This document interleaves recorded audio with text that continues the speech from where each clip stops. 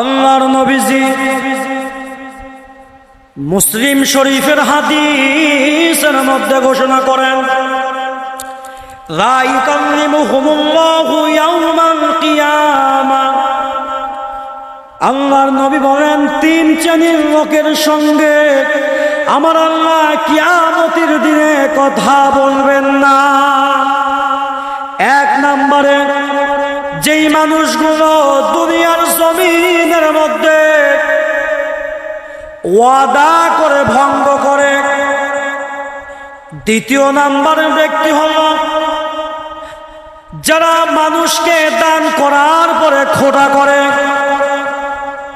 তিন নাম্বারে, দুনিয়ার মধ্যে কিছু মানুষ মিথ্যা কসম করে জিনিস বিক্রি করে, মিথ্যা শপথ করে যারা পণ্য বিক্রি করে। আমার আল্লাহ তাআলা এই তিন শ্রেণীর লোকের সঙ্গে কিয়ামতের দিনে কথা বলবেন না। সম্মানিত হাজির, হযরত আব্দুল্লাহ ইবনে মাসউদ রাদিয়াল্লাহু তাআলা আনহু অসুস্থ অবস্থায় বাড়িতে শুয়ে আছেন। হযরত উসমান রাদিয়াল্লাহু তাআলা আনহু হযরত আব্দুল্লাহ ইবনে মাসউদকে বাড়িতে দেখতে গেলেন। যাওয়ার পরে ডাক দিয়ে বললেন, আপনার মনের আশা কি? এইবার হযরত আব্দুল্লাহ ইবনে মাসউদ ডাক দিয়ে বললেন, আমার মনের আশা হলো রহমাতা রব্বি, আমার মনের কামনা হলো রবের রহমত। সুবহানাল্লাহ। সম্মানিত হাজিরিন, হযরত উসমান ডাক দিয়ে বললেন, আপনি তো অসুস্থ, আপনার জন্য কোন ডাক্তার আনবো কিনা? হযরত আব্দুল্লাহ ইবনে মাসউদ ডাক দিয়ে বললেন, যিনি আমাকে সুস্থতা দান করবেন সেই মালিক আমাকে অসুস্থতা দিয়েছেন।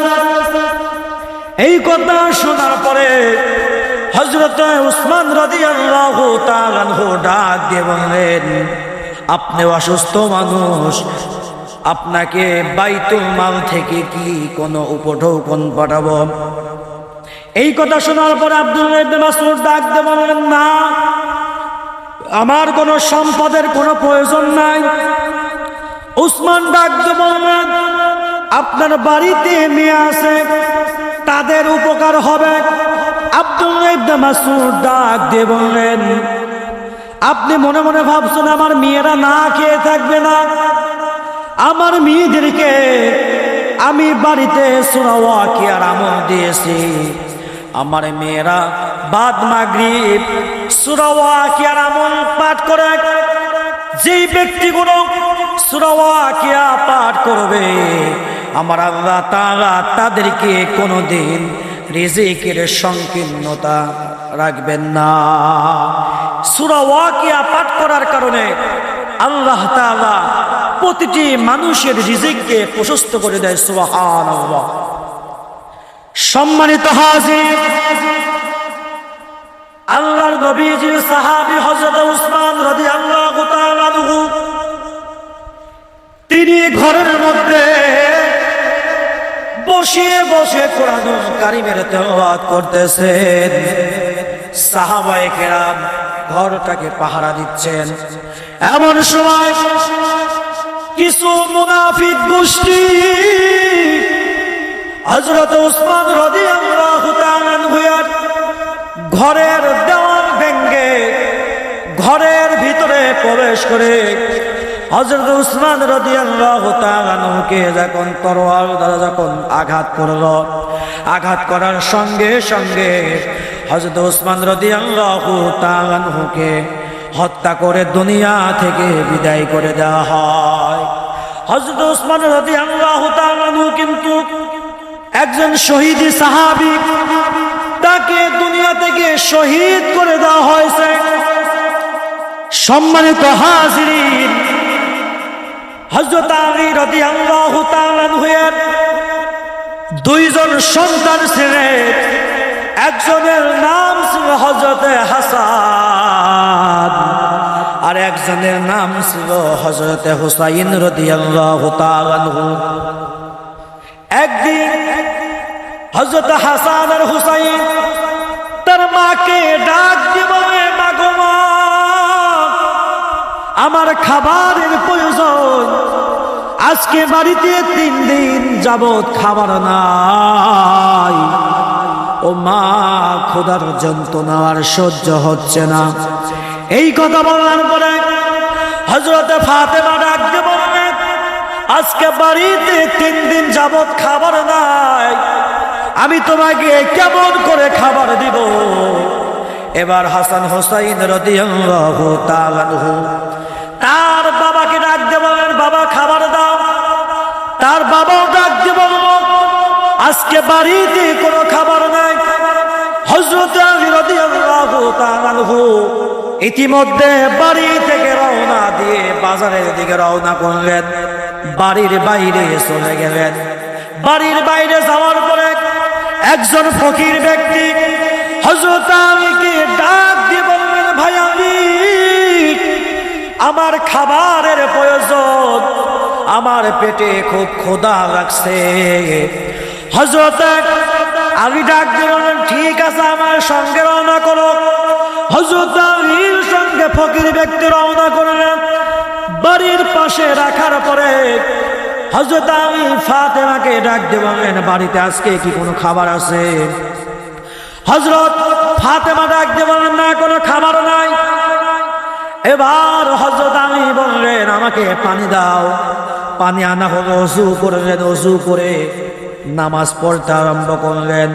নামাজ পড়ার পরে হযরত আলী দোয়া করতে আরম্ভ করলেন, মাবুদ, আমার স্ত্রীর জন্য খাবার চাই না, আমার পরিবারের জন্য খাবার চাই না, সন্তানের জন্য খাবার চাই না, একমাত্র খাবার চাই মেহমানকে বিদায় করার জন্য। এইবার যখন নামাজ পড়ে দোয়া করলেন, আমার আল্লাহ তাআলা জান্নাতের ফেরেশতাদেরকে ডাক দিয়ে বললেন, ও ফেরেশতারা, যাও যাও, আমার আমি তো তার পরিবারের জন্য খাবার চাই না, সন্তানদের জন্য কোনো খাবার চাই না, আমার আমি তো মেহমানের জন্য খাবার চাই। এই কথা বলার পরে আল্লাহ তাআলা জান্নাতের একজন ফেরেশতা দিয়ে দুনিয়ার জমিনের মধ্যে খাবার পাঠিয়ে দিলেন। খাবার আনার পরে হযরত হাসানকে পাঠিয়ে দিলেন, যাও ভাই খাবার নিয়ে আসো।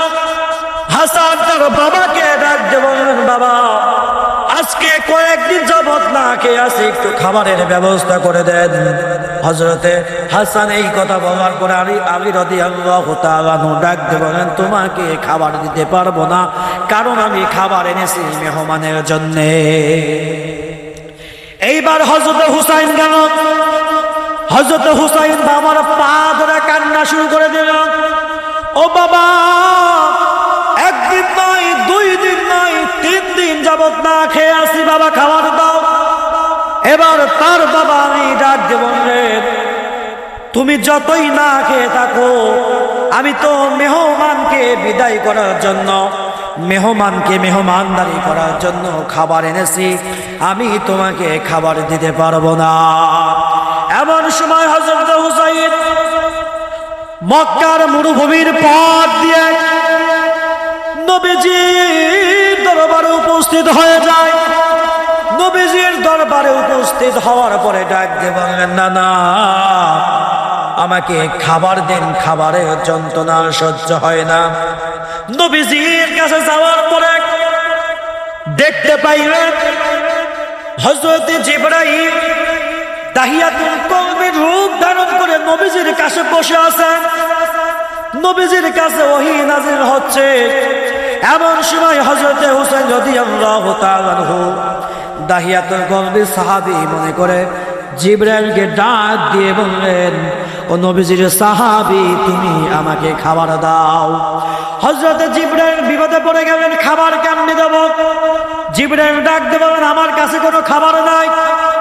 এই কথা বলার পরে হযরত হুসাইন যখন জিবরাইলের পকেটের মধ্যে হাত ঢুকিয়ে দিবেন, এমন সময় হযরতে জিবরাইল আসমানের দিকে তাকিয়ে বললেন, ইয়া আল্লাহ, হে আল্লাহ, আমি তো কঠিন মুসিবতে পড়ে গেছি। এই হুসাইন তো এমন ব্যক্তি, এই হুসাইন তো আমাকে ছাড়বে না।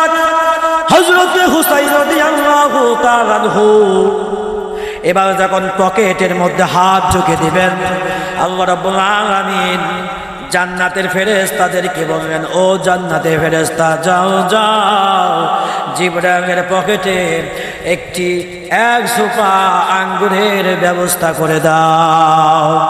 এইবার যখন হুসাইন হাত ঝুঁকিয়ে দিলেন, দেওয়ার সঙ্গে সঙ্গে এক সোপা আঙ্গুর পেয়ে গেলেন। আঙ্গুরটা পকেট থেকে বের করলেন।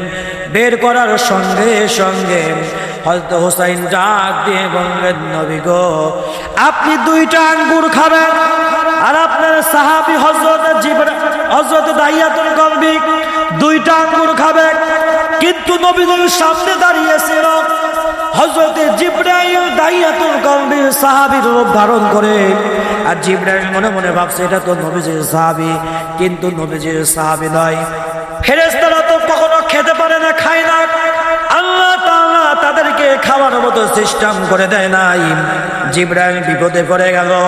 আল্লাহ তাআলা ডাক দিয়ে বলেন, জিবরাইল, কোনো চিন্তা নাই, তুমি মুখের ভিতরে আঙ্গুরটা দিয়ে দাও, আমি আল্লাহ তাআলা সব কিছুর ব্যবস্থা করে দেব। সম্মানিত হাজিরিন, গভীর মনোযোগ। এই হুসাইন আমার একজন ব্যক্তি ছিল। এই হুসাইন জান্নাতের যুবকদের সরদার, জোরে কান আল্লাহু আকবার। সম্মানিত হাজিরিন, এই হুসাইন রাদিয়াল্লাহু তাআলা এর মা ছিল জান্নাতি মহিলাদের সরদারিনী। সম্মানিত হাজিরিন, হযরত হুসাইন রাদিয়াল্লাহু তাআলা একদিন নবীজিকে প্রশ্ন করলেন, ও নবী, আপনার বাবা সব থেকে উত্তম নাকি আপনি উত্তম? আপনার বাবা উত্তম। এইবার আল্লাহ নবী ডাক দিয়ে বললেন, আমার বাবার নাম হলো হযরত আব্দুল্লাহ, তিনি তো কুরাইশ বংশের মানুষ। এবার হুসাইন ডাক দিয়ে বললেন, আমার বাবার যেমন তেমন বাবা নয়, আমার বাবাকে আল্লাহ তাআলা আসাদুল্লাহ গালিব বলে উপাধি দিয়েছে। সম্মানিত হাজিরিন, এইবার হযরত হুসাইন ডাক দিয়ে বললেন, আপনার নানা কি সর্বোত্তম? আপনার নানার মর্যাদা কেমন আর আমার নানার মর্যাদা কেমন? এইবার হযরত মুহাম্মদ সাল্লাল্লাহু আলাইহি ওয়াসাল্লাম ডাক দিয়ে বললেন, আমার নানার নাম হচ্ছে আব্দুল ওয়াহাব, আমার নানার বাড়ি হচ্ছে মদিনা। এইবার হুসাইন ডাক দিয়ে বলেন, আমার নানা হলো এমন নানা, যেই নানাকে আল্লাহ তাআলা দুনিয়ার মধ্যে রহমাতুল লিল আলামিন করে ঘোষণা করেছেন। আল্লাহ তাআলা ডাক দিয়ে বলেন, ওয়া মা আরসালনাকা ইল্লা রাহমাতাল লিল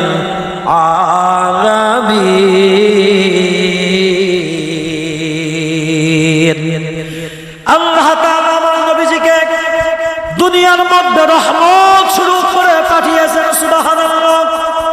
এই দুনিয়ার জমিনের মধ্যে আল্লাহ তাআলা আমার নবীজিকে সর্বোত্তম চরিত্রের অধিকারী করে পাঠিয়েছেন।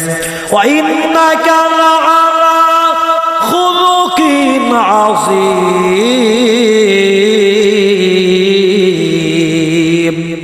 আল্লাহ তাআলা আমার নবীজিকে সর্বোত্তম চরিত্রের অধিকারী করে পাঠিয়েছেন। এই দুনিয়ার মধ্যে অনেক নেতা আছে, যেই সমস্ত নেতাদের চরিত্র ঠিক নাই, যারা কত অন্যায় কাজ করে, কত খারাপ কাজ করে, কত জেনা করে, অন্যায় করে, অত্যাচার করে, তাদের চরিত্রের কোনো সার্টিফিকেট নাই। আল্লাহ তাআলা আমার নবীজিকে সর্বোত্তম চরিত্রের মর্যাদা দিয়ে দুনিয়ার মধ্যে পাঠাইছে।